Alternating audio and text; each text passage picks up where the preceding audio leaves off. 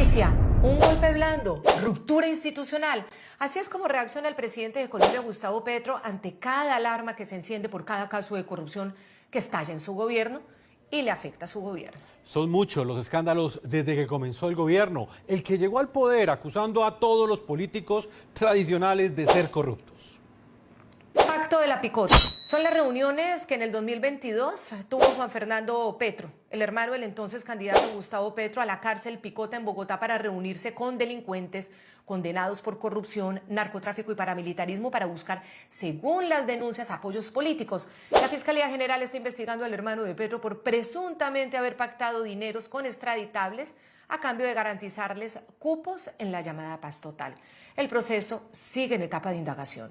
Caso Nicolás Petro. El hijo mayor del presidente, Nicolás Petro Burgos, fue capturado el 1 de agosto de este año, del año 2023, 5 meses después de que su expareja, Daisuris Vázquez, señalara a Nicolás de haberse apoderado al menos de 1.200 millones de pesos que supuestamente recibió de ex narcotraficantes para la campaña de su padre. Un juez posteriormente declaró formalmente acusado a Nicolás Petro por los delitos de lavado de activo y enriquecimiento ilícito. Caso Niñera. En mayo de 2023, Marelvis Mesa, la ex niñera de la entonces jefe de gabinete del presidente Petro, Laura Sarabia, denunció que tras un supuesto robo de 150 millones de pesos en la casa de su jefa, ella fue llevada, la nana, a los sótanos de Palacio y sometida a un interrogatorio con polígrafo. La Fiscalía General de ese momento, en cabeza de Francisco Barbosa, develó que hubo interceptación ilegal de los teléfonos de Marelvis y la ex empleada doméstica de Sarabia. Tras estallar este escándalo de interceptación ilegal a las empleadas de Sarabia, ocurrió el suicidio, según Medicina Legal, del coronel de la policía, Óscar Dávila. Dávila, recordemos que era uno de los jefes de seguridad de la Casa de Nariño. Entre tanto, Laura Sarabia continúa vinculada a la investigación que adelanta el ente acusador en su contra por presunto abuso de poder. Sarabia es considerada la mujer más poderosa de Palacio. Salió del cargo de jefe de gabinete en junio del año 2023 y luego regresó como directora de Prosperidad Social y posteriormente al cargo de directora del Departamento Administrativo de la Presidencia de la República. Caso Benedetti y supuestas platas en la campaña de Petro. Esta mujer del gobierno de Petro, Laura Sarabia, protagonista de este escándalo con un personaje adicional. Es el entonces embajador de Petro en Venezuela, Armando Benedetti. En junio del año 2023, Colombia conoció a través de la revista Semana que Benedetti amenazó a Sarabia y al gobierno de hablar así se hundieran todos, así se supiera todo. Le recordó en esas llamadas que él consiguió 15.000 millones de pesos para la campaña de Petro y los votos de la costa atlántica necesarios para que el hoy mandatario ganara en las urnas. Las explicaciones aún no llegan a los colombianos. Mientras tanto, Benedetti también regresó al gobierno y hoy es su representante ante las organizaciones de las Naciones Unidas para la Alimentación y la Agricultura, la famosa FAO en Roma.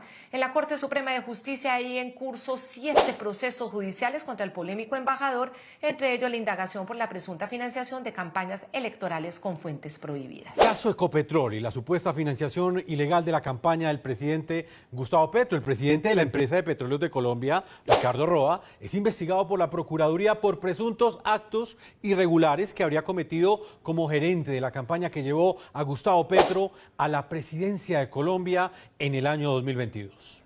Pero además saltó a la luz pública que su supuesta pareja tenía 2 contratos con entidades públicas, Invías, el Instituto de Vías de Colombia, y otro con una universidad pública en Medellín. Familiares de ministros en las últimas horas, uno de los líderes de los partidos opositores a Petro, revelan un contrato que tendría el hijo de la ministra de Trabajo con otro ministerio, el de Cultura. Declaración de topes electorales. Magistrados del Consejo Nacional Electoral, estamos hablando de Álvaro Prada y Benjamín Ortiz, presentaron una ponencia favorable, la cual busca que se abran y se formulen cargos al presidente de Colombia, Gustavo Petro, y a Ricardo Roa por la supuesta financiación irregular de su campaña y la posible violación del tope de gastos electorales. El tope era de 13.000 millones de pesos y la supuesta violación supera en este momento los 5.000 millones de pesos. Carrotanques de La Guajira, carrotanques que no sirvieron, equipos que costaron cerca de 11 millones de dólares, 46.000 millones de pesos,